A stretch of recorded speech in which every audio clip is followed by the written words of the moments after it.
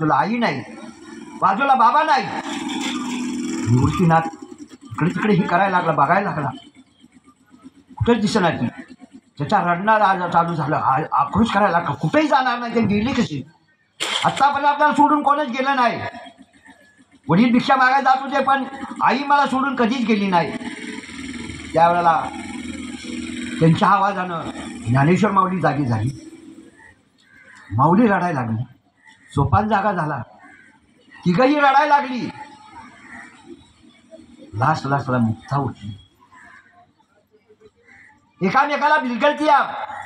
एवढी लहान कोणती?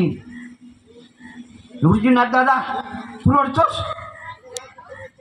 ज्ञान दादा तू रडतोस? सोपान काका तू रडतोस? अरे काय झालं, काय तुम्हाला रडाय, मला सांगा तरी. त्यावेळेला कोणी सांगत नाही. त्यावेळेला मुक्ता म्हणजे तुम्ही तिघही सांगत नाही ना, थांबा मी माझ्या बाबांना बोलवून आणते आणि मग तरी सांगाल ना का रडताय. तिघांच्या लक्षात आलं मुक्ता लहान आहे, वेड्यासारखे फिरल. आता तिला आई बाबा कधीही भेटणार नाही. त्यावेळेला आळंदीशिवाय दुसरा रस्ता कुठलं गाव माहिती नव्हतं. 4 भावंड उठली. मुक्ता रडतीया. तिला आई बापाचा शोक आवडना म्हणून आपण आई वडिलांना हुडकून आणू बघू म्हणून ही 3 भावंड निघाली. त्यांना काही माहिती नव्हतं. ज्यावेळेला आळंदीच्या विशीतून आतमध्ये घुसले त्याच वेळेला इसवा खेचर घोड्यावरून सकाळी फ्लेट मारायला निघाला होता. त्याला समोर बघितल्या इसवा खेचरनं म्हणलं, अरे संन्यासाच्या कारज्यानो आळंदी पाठवता का काय? त्यावेळेला निवृत्तीनाथांनी सांगितलं, काका आमचे आई वडील नाही. तो मुक्ता रडायला लागली. त्याला सांगितलं, संन्यासाच्या कारज्यान कशाला तुमचे आई वडील इकडे आळंदी मारायला? त्यावेळेला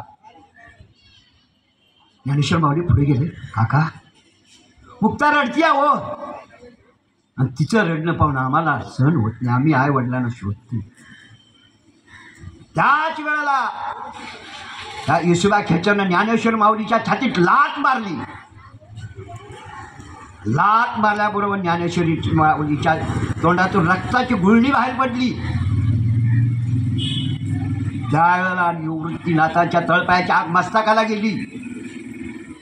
त्यावेळेला सांगितलं, काका ह्या लाता बुक्या बंद करण्यासाठी आमच्या आई वडिलांनी जह्याचं पायचित्र घेतलं, तुम्ही सकाळ सुद्धा होऊन दिली नाही. त्यावेळेला मुक्ताला कळलं, मुक्ता आपल्या आई वडिलांनी जह्याचं प्रायचित्र घेतलं, आपल्याला आई वडील नाही. अरे आत्तापर्यंत तुम्ही मला का सांगितलं नाही? त्यावेळेला सांगितलं, मुक्ता तू रडायला लागली, तुला समजावायचं तुम्ही. त्यावेळेला मुक्ता गेली ईश्वर काकांच्या पायाला हात लावला. माझ्या मुक्ताईनं सांगितलं, काका तुमच्या आळंदीमध्ये परत आम्ही येणार नाही. तुमच्या आळंदीमध्ये आम्ही तोंड दाखवाय सुद्धा येणार नाही. फक्त माझ्या ज्ञानदादाला नका मारू, माझ्या ज्ञानदादाला नका मारू.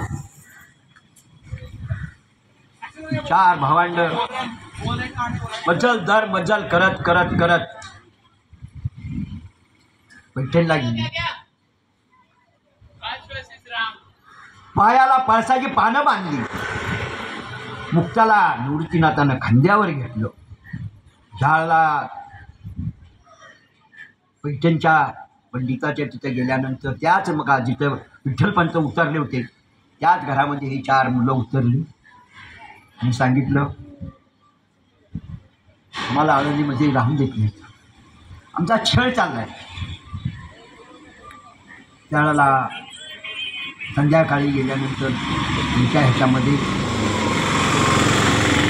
धर्ममानच्या ह्याच्यामध्ये पंडिताच्या तिथं गेल्यानंतर ज्ञानेश्वर माऊलीसाठी गेली. तिथं त्याला सांगितलं, निवृत्तीनाथांनी सांगितलं, मी निवृत्ती हा ज्ञाना हा सोपान आणि मुक्ताई काही दिवसापूर्वी माझे वडील तुमच्याकडे न्याय मागायला आले होते, मला आठवणीत आहे. ते म्हणजे हो बरोबर आहे. त्यावेळेला तुम्ही ध्येयांचं प्रायश्चित्त केलं. हो म्हणजे बरोबर आहे. त्यांनी ध्येयांचं प्रायश्चित्त घेतलं तरी आम्हाला आळंदीमध्ये राहायला जा किंवा देवळात जायला हे नाही का. तुम्ही न्याय द्या. त्यावेळेला सांगितलं पैठणच्या पंडितांनी, आम्ही काय नाही देणार. हा ज्ञानेश्वर म्हणजे ज्ञानेश्वर नाव असून उपयोग काय आहे. ज्ञानेश्वर सारखं तसं हे असावं लागतं. म्हणजे या रेड्याचं पण नाव ज्ञानेश्वर आहे, ज्ञान आहे, त्याचं पण नाव ज्ञान आहे, तुझं पण नाव ज्ञान आहे. तर त्यावेळेला सांगितलं तोही माझा आत्मा आहे, ज्ञानेश्वर महाराजांनी सांगितलं. पण त्यावेळेला पंडितांनी विचारलं, तू जसा बोलतोस तसा हा रेडा बोलल का नाही बोलणार. माऊली